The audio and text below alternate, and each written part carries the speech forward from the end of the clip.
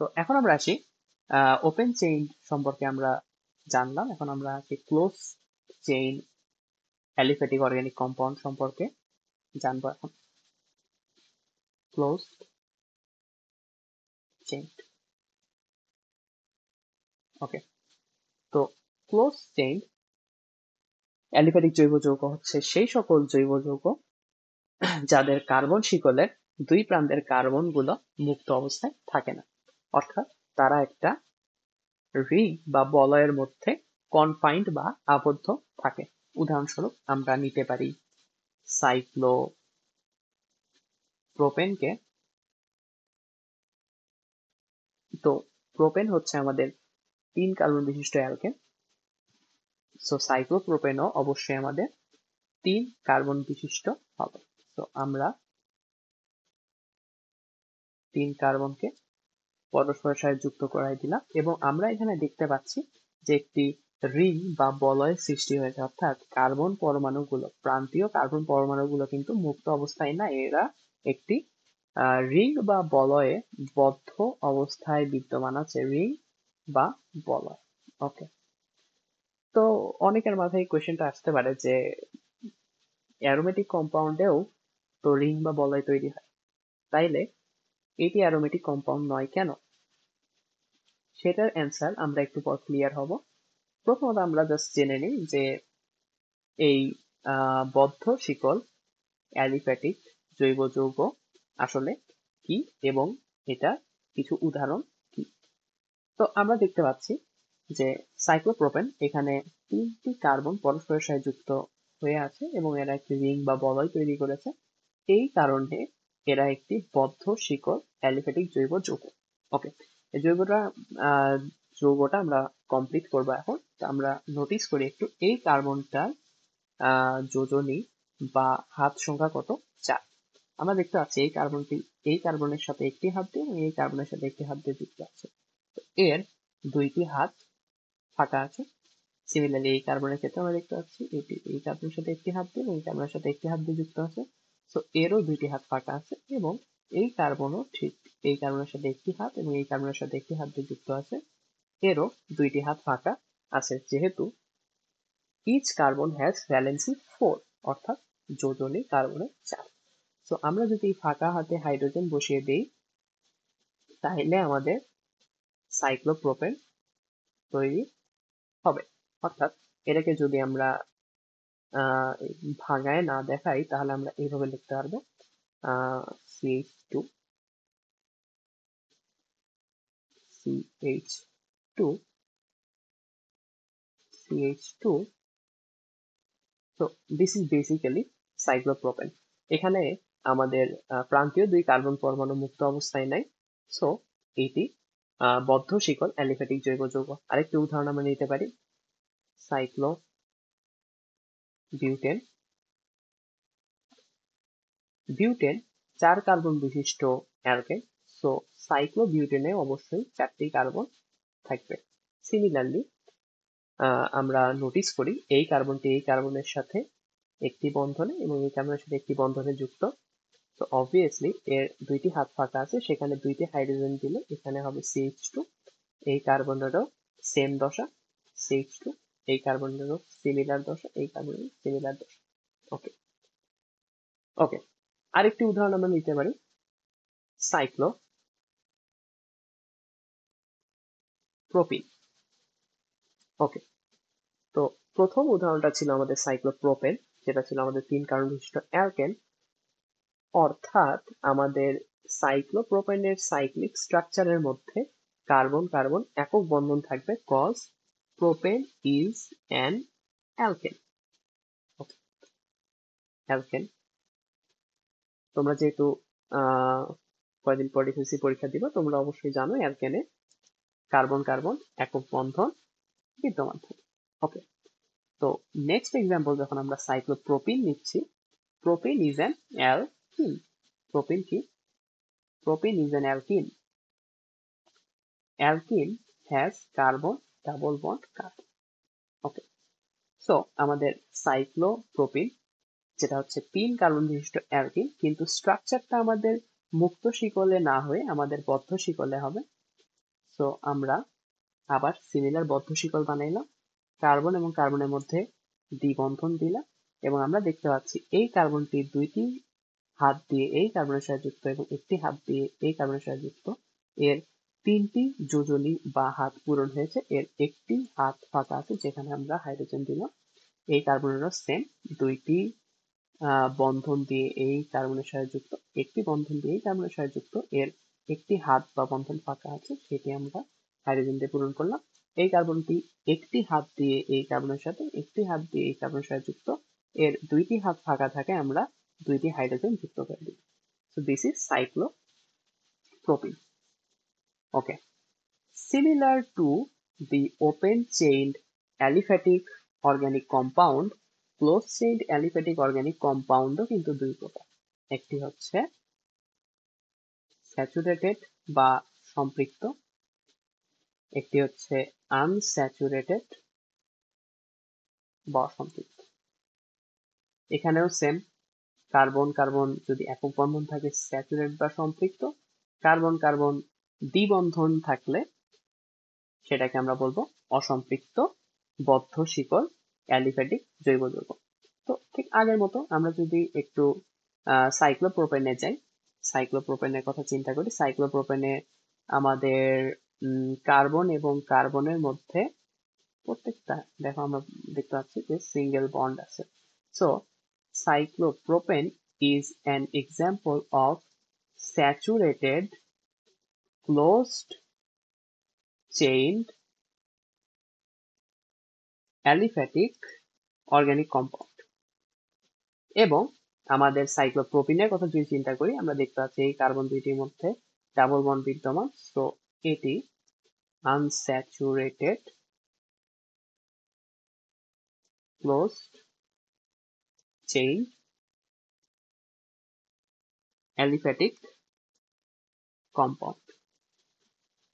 ওকে, so আমরা aliphatic organic compound অর্থাৎ aliphatic জৈব যৌগের যে দুইটি শ্রেণী বিভাগ ছিল, একটি মুক্ত শিকল এবং বদ্ধ শিকল, আমরা দেখে নিলাম। এখন আমরা জৈব যৌগের দ্বিতীয় যে শ্রেণী বিভাগ আছে অর্থাৎ অ্যারোমেটিক জৈব যৌগ, সেটার দিকে অগ্রসর হব। অ্যারোমেটিক। ওকে, অ্যারোমেটিক জৈব যৌগ, অ্যারোমেটিক শব্দটা আমরা জানি যে অ্যারোমা কথা থেকে আসছে, অ্যারোমা ওয়ার্ডটা থেকে আসছে। অ্যারোমা, অ্যারোমা শব্দের অর্থ সুগন্ধ বা ইংরেজিতে বললে ফ্রেগ্রেন্স।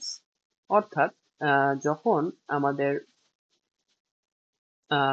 অ্যারোমেটিক জৈব যৌগটি তৈরি মানে যখন আবিষ্কার করা হয়, তখন ম্যাক্সিমাম অ্যারোমেটিক জৈব যৌগ যেগুলো আমরা ডিসকভার করছি সেগুলা মিষ্টি সুগন্ধযুক্ত ছিল, তাই এটার নামকরণ করা হয়েছে অ্যারোমেটিক জৈব যৌগ। আসলে সব অ্যারোমেটিক জৈব যৌগ সুগন্ধযুক্ত না, কিছু কিছু অনেক বিকট গন্ধযুক্তও হয়।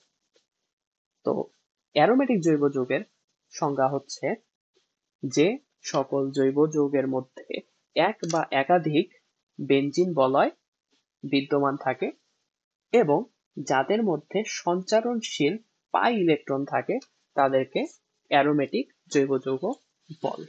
তো আমাদের দুইটা ক্রাইটেরিয়ার কথা বলা হয়েছে। প্রথমত বলা হয়েছে যে বেনজিন বলয় বা বেনজিন রিং এর কথা, এক বা একাধিক বেনজিন বলয় বা বেনজিন রিং থাকবে।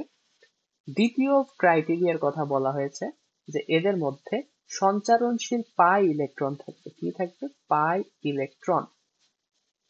সঞ্চারণশীল পাই ইলেকট্রনকে বলা হয় ডিলোকালাইজড পাই ইলেকট্রন। ওকে, তো ব্যাপারটা আসলে কি, ব্যাপারটা দিয়ে আসলে কি বোঝায়?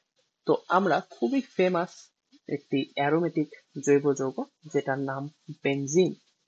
বেনজিনে 6টি কার্বন থাকে এবং বেনজিনটা 6টি কার্বন এই অ্যারেঞ্জমেন্টের সাথে সাহায্যে পরস্পরের সাথে যুক্ত থাকে। তো এখানে এগুলা হচ্ছে আমাদের বেনজিনের দ্বিবন্ধন। আমরা ব্যাপারটা যদি লক্ষ্য করি, বেনজিনে যে দ্বিবন্ধন গুলো আছে সেগুলো দেখো, এইখানে একটি দ্বিবন্ধন আছে, তারপরে একটি একক বন্ধন আছে, তারপরে একটি দ্বিবন্ধন আছে, তারপরে আবার একটি একক বন্ধন থাকার পরে আবার একটি দ্বিবন্ধন আছে। ওকে, ব্যাপারটা কিন্তু নোটিসেবল। এই ব্যাপারটার কারণে বেনজিনের মধ্যে একটা স্পেশাল ক্যারেক্টারিস্টিক্স তৈরি হয়, যেটা আমরা একটু পর দেখব। প্রথমে আমরা বেনজিন কম্পাউন্ডটাকে একটু কনস্ট্রাক্ট করি। এখানে আমরা যদি লক্ষ্য করি, এই কার্বনের সাথে দুইটি হাত দ্বারা এবং এই কার্বনের সাথে একটি হাত দ্বারা যুক্ত, এর একটি হাত ফাঁকা আছে যেখানে আমরা একটি হাইড্রোজেন দিতে পারি। এই কার্বনটি এই কার্বনের সাথে একটি হাত দিয়ে এবং এই কার্বনের সাথে দুইটি হাত দিয়ে যুক্ত। এই কার্বনের তাহলে তিনটি হাত পূর্ণ হয়েছে এবং একটি হাত ফাঁকা আছে, সো এখানে আমরা একটি হাইড্রোজেন দিতে পারি। সিমিলারলি এই কার্বনেরও তাই, সিমিলারলি এই কার্বনেরও তাই, এই কার্বনেরও তাই এবং এই কার্বনেরও তাই। তো আমাদের যে স্ট্রাকচারটা তৈরি হলো, এটার নাম বেনজিন। বেনজিন, ওকে।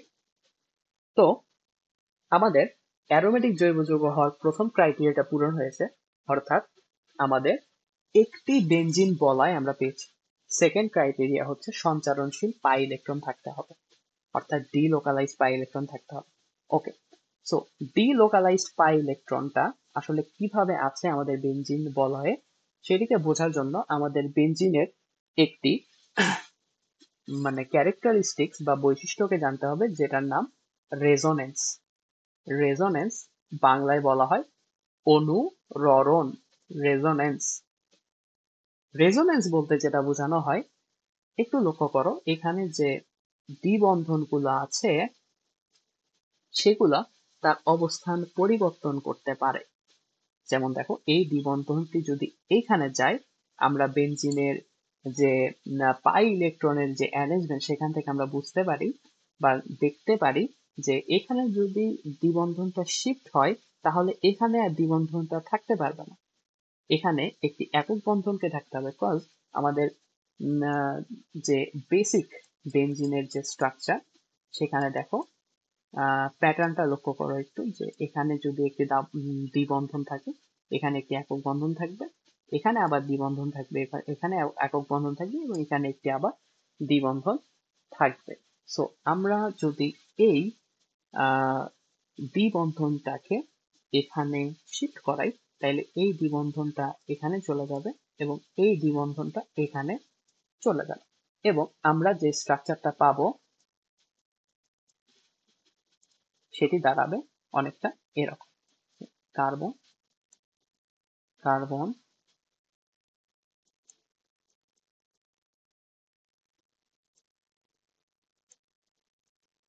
ওকে। সো এইখানে যে দ্বিবন্ধন ছিল সেটি শিফট হয়েছে এখানে, তো আমরা এখানে একটি দ্বিবন্ধন দিব।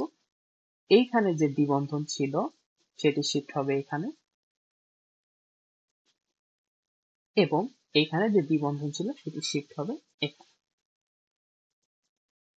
ওকে,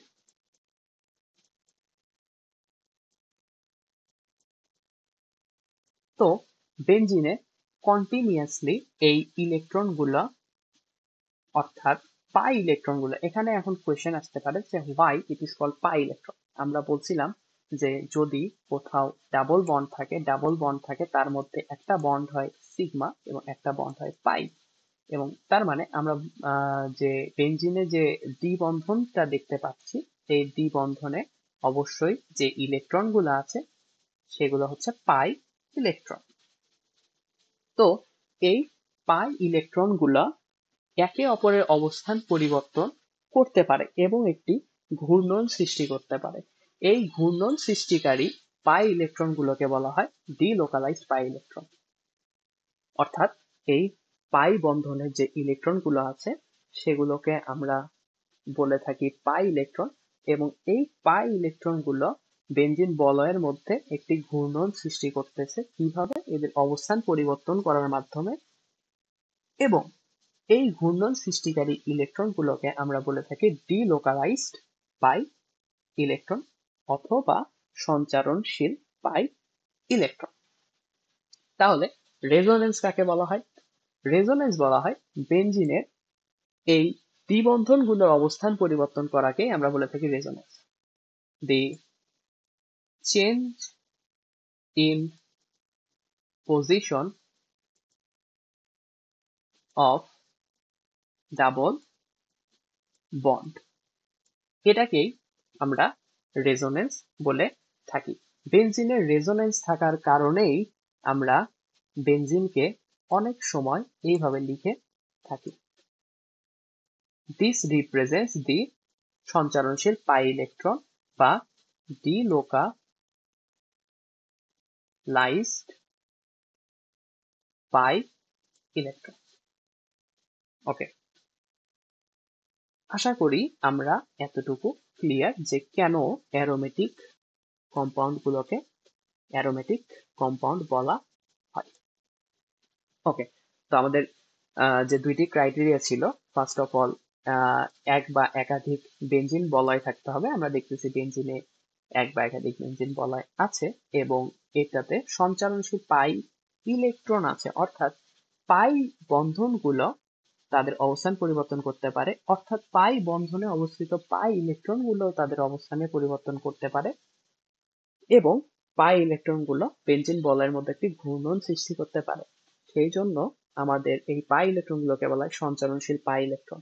বেনজিনের দ্বি বন্ধনের অবস্থান পরিবর্তন করার যে ধর্ম সেটাকে বলা হয় রেজোনেন্স বা অনুরণ।